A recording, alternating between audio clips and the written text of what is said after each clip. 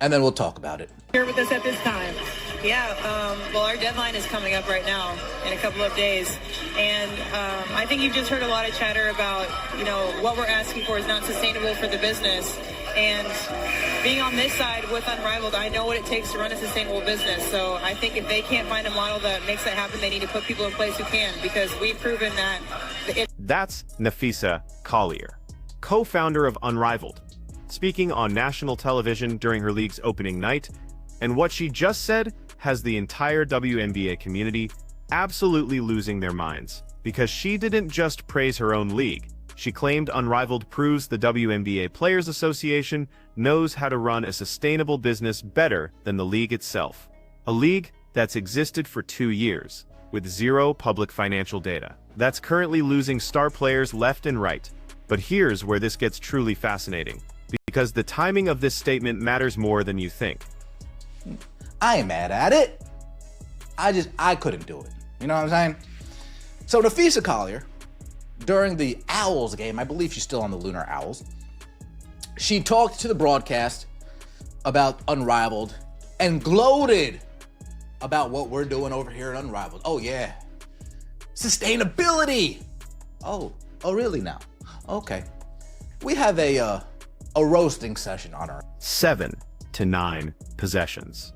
That's all this commentator could stomach before turning off Unrivaled's opening night. And he's not alone. Social media exploded with fans reporting the same experience, tuned in with genuine curiosity, left within minutes. The shooting percentages he's citing are real. Players going 4 for 13, 6 for 15, the same inefficient basketball that drove casual fans away from WNBA games last season. Except now it's happening in a half-court 3-on-3 format that was supposed to showcase elite skill. The atmosphere in that Miami facility, described repeatedly as lifeless. No energy, sparse crowd that appeared, according to multiple observers, to be given free tickets just to fill seats. This is the sustainable business model Napheesa Collier is holding up as proof the players know better than WNBA ownership. A sustainable business. Oh, so Unrivaled is a sustainable business now. 2 years into the league, there's enough data to prove that Unrivaled is a sustainable business. I'll have to double check my birth certificate. I'm pretty sure I was born at night. Just not last night, Fee. I was born at night, just not last night. Why are you doing this to me? Why are you doing this to us? We don't like this type of nonsense. Just be straightforward with us. Here's what makes this particularly problematic.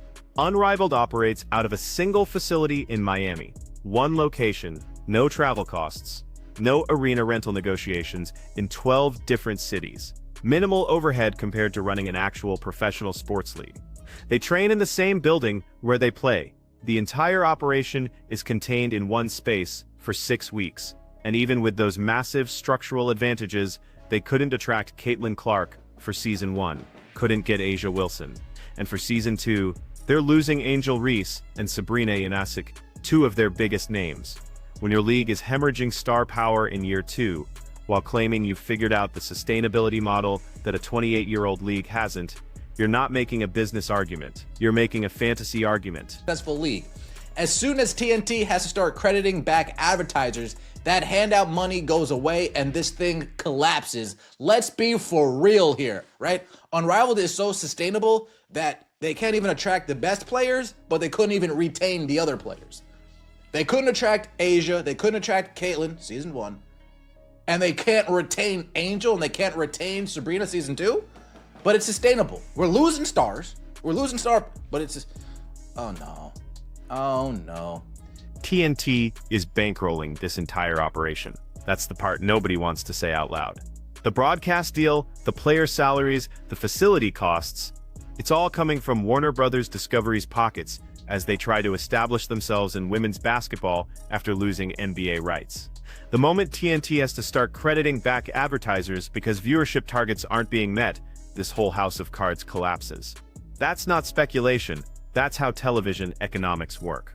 Advertisers pay based on projected audience delivery. When you don't deliver those audiences, you issue credits. When credits pile up, the network reevaluates whether the investment makes sense. Unrivaled hasn't published a single financial statement, hasn't disclosed revenue numbers, hasn't demonstrated profitability or even a path to profitability. But Napheesa Collier knows what it takes to run a sustainable business after 18 months. And there's like a random shop one day. It's a pop-up shop. This is a pop-up league. Sustainable business in year 2. Good Lord. She sounds like someone taught her a few jargon keywords and thought they could pass her as an intelligent business. Oh no. With all due respect, you're only your second year of Unrivaled, so I highly doubt you know in depth what it takes to run a sustainable business. I'm sure at some point in the future that will resonate. The comments section became a massacre. Fans who typically support WNBA players turned on Collier immediately. Not because they hate Unrivaled, because the statement was so disconnected from reality that it felt insulting to their intelligence. Comparing a pop-up 3-on-3 league to operating a full professional sports league with teams, arenas, travel schedules, and collective bargaining agreements. It's like someone opening a food truck and then lecturing McDonald's about restaurant sustainability. The scale isn't remotely comparable. The business models aren't remotely comparable. The financial frontiers aren't remotely comparable. And using Unrivaled as evidence in WNBA CBA negotiations is genuinely concerning because it suggests the Players Association doesn't understand the difference. Camp with 1,000 fans watching at a studio arena and is comparing it to the WNBA. Not too bright a person. Oh no, Unrivaled is a flop. Folks, everything that I've seen, people are like, damn, I tuned in and now I'm done. I gave it a shot and I can't anymore. I watched and I got reminded why I didn't watch. Folks, I told you, I called a couple possessions and then I said, yeah, this is why I didn't want to watch. This is why I didn't want, they don't even have a player in the league that I want to follow. They don't even got any big names. And the biggest name is here wearing green. Here's the context that makes this dangerous. The WNBA Players Association is currently in CBA negotiations. They're asking for significant increases in revenue sharing and salary structures. And the league has reportedly pushed back by saying the financial model doesn't currently support those demands without risking sustainability. That's a legitimate business discussion. You can argue about revenue projections, growth trajectories, media deal values. But when a prominent player and union representative goes on television and says Unrivaled proves sustainability is possible, she's essentially telling WNBA ownership that players could just leave and create their own league if demands aren't met. Except Unrivaled isn't sustainable. It's venture capital funded and television subsidized. The moment those funding sources dry up, the league doesn't exist. That's not a negotiating position. That's a bluff that everyone can see through. She's always throwing shade at the W and praising her own league. This wouldn't be allowed in any other league. Truly one of the best, if not the best, boss athlete in the world. Love it. Delusional.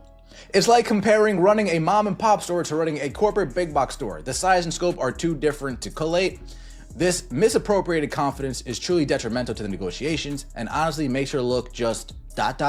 stupid and naive. Her thing that Unrivaled is sustainable is exactly why these people shouldn't be anywhere near the Player Association. Let's talk about what Napheesa Collier actually said, word for word. Being on this side with Unrivaled, I know what it takes to run a sustainable business. 2 years into a league that hasn't published financials, if they can't find a model that makes that happen, they need to put people in place who can, because we've proven that it is possible. Proven it how? By getting a television network to write checks. By convincing private investors to fund player salaries. That's not proving business sustainability. That's proving you can raise capital. Every failed startup in history raised capital. Sustainability means the business generates enough revenue to cover its costs without continuous external funding. Nobody knows if Unrivaled can do that because they haven't operated long enough to find out. And the early indicators, declining star power, low viewership, lifeless atmosphere, suggest the answer might be no. Alfie, let me know. Let me know, how's it not... Is Unrivaled even on tonight? I think it is. Are you gonna be watching? Let me know. Are you not? Let me know. Let me know your thoughts down below. Like the video, subscribe, that would mean so much to me. Napheesa Collier, come on, man. When you say stuff like The comparison one commenter made was perfect. This is like MySpace talking about sustainability after its first year. Remember MySpace?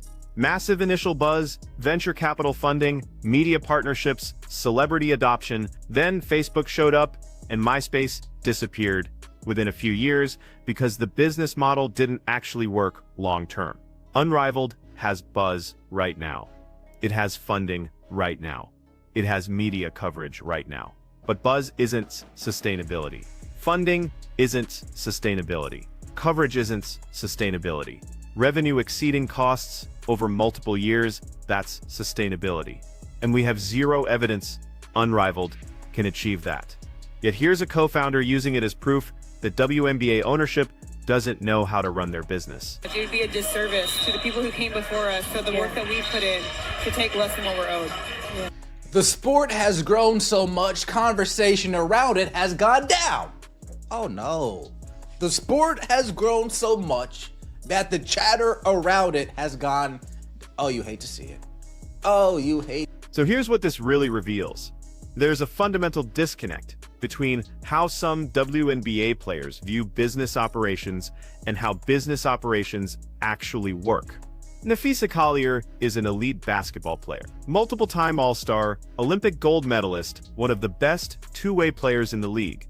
But being elite at basketball doesn't automatically translate to understanding sports business economics. And that's not an insult. Most professional athletes in every sport don't deeply understand the business side. That's why they hire agents and financial advisors. The problem emerges when players in leadership positions make public statements that reveal that knowledge gap during sensitive negotiations. Because now WNBA ownership knows the Players Association is pointing to Unrivaled as their business model example. And ownership can very easily demonstrate why that comparison makes no sense. The WNBA has 12 teams across the country. Unrivaled has 6 teams in one building.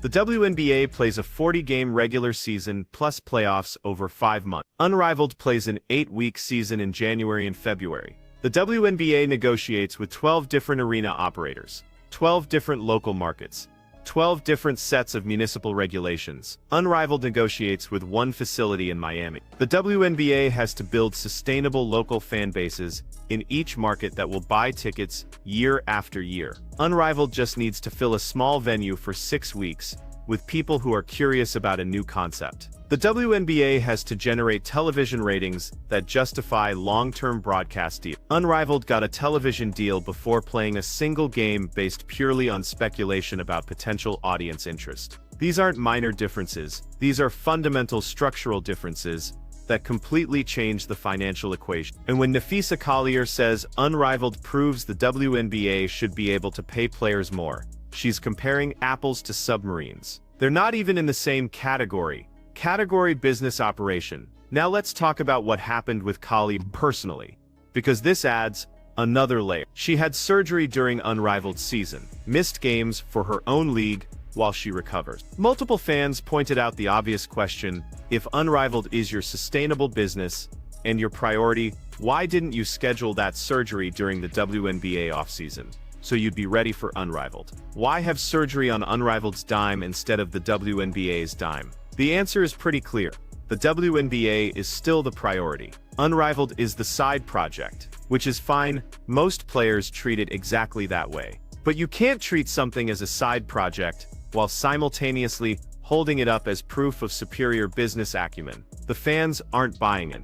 That matters more than people realize. Because the WNBA's growth over the past few years has been driven largely by fan enthusiasm and engagement. Fans showing up to games, buying merchandise, streaming broadcasts, creating social media content. When those same fans watch a union representative make statements that seem disconnected from reality, it erodes trust. Not just in that individual player, but in the Players Association's negotiating position overall. Fans start wondering if the players actually understand what they're asking for. If the demands are based on realistic assessment of the business, or based on comparing themselves to a venture capital funded experiment that might not exist in 3 years. Here's what makes this a genuine problem for the WNBA. The league is at a critical growth moment. Caitlin Clark's rookie season drove massive ratings increases. Attendance spiked across the league. Media coverage expanded significantly. Sponsorship interest grew. This is exactly when you want labor peace and a smooth CBA negotiation that allows everyone to capitalize on momentum. Instead, you have union representatives making public statements that suggest the two sides are operating from completely different understandings of business reality. That's how you end up with work stoppages. That's how you end up with canceled games. That's how you end up squandering growth opportunities. Because both sides dig in on positions neither can move from. And the really frustrating part, the players probably have legitimate arguments for increased compensation. The WNBA's media deal values have increased. Sponsorship revenue has grown. Attendance is up. Merchandise sales are up. There's a real case to be made that players should capture more of that growing revenue. But when your public argument is Unrivaled proves you're lying about sustainability, you've undermined your own position. Because anyone with basic business literacy can see why that comparison doesn't work. You've given ownership an easy rebuttal that makes the entire union position look uninformed. The comment that really captured it, this misappropriated confidence, is truly detrimental to the negotiation. That's exactly right. Confidence based on actual business understanding can be powerful in negotiations. Confidence based on misunderstanding the fundamentals just makes you look naive. And when you look naive, the other side doesn't take your positions serious. They don't negotiate in good faith because they don't believe you understand what you're negotiating about. So where does this leave us? Unrivaled just finished opening night to mixed reviews at best. Viewership numbers haven't been released publicly, which usually means they weren't good. Social media reaction was largely negative from actual basketball fans, as opposed to the promotional hype from media partners with financial stakes in the league's success. Players are already opting out for Season 2. The on-court product looked exactly like what skeptics predicted: inefficient basketball in front of sparse crowds with no atmosphere. And the co-founder just went on national television to claim this proves the WNBA doesn't know how to run a sustainable business. The WNBA-CBA negotiations are going to be fascinating to watch, because one side is going to have to fundamentally shift their position. Either the Players Association is going to have to stop pointing to Unrivaled as their business model example and start making arguments based on actual WNBA economics, or ownership is going to have to decide whether it's worth explaining in detail why the comparison doesn't work, which risks publicly embarrassing union leadership. Neither option is great for labor relations. What Napheesa Collier should have said is simple. Unrivaled has been an amazing experience, and we're learning a lot about what players want in terms of schedule, compensation, and league structure. We hope to bring some of those insights to WNBA-CBA discussions. That's it. Praise your own league without claiming it proves the WNBA is being run poorly. Acknowledge your learning without claiming you've already figured everything out. Show respect for the complexity of operating a full professional league while advocating for players to benefit more from the WNBA's growth. Instead, we got a statement so disconnected from business reality that fans who normally support players immediately turned critical. We got union leadership publicly demonstrating they don't understand the difference between raising venture capital and achieving business sustainability. We got a negotiating position that ownership can easily dismantle with basic financial analysis. And we got another example of why professional athletes, no matter how elite at their sport, need experienced business advisors before making public statements about complex economic issues. The sad part is, Unrivaled could have been positioned as a complementary opportunity that benefits everyone. Players get additional income and playing time during the off-season. The WNBA benefits from players staying in game shape. Fans get more basketball to watch.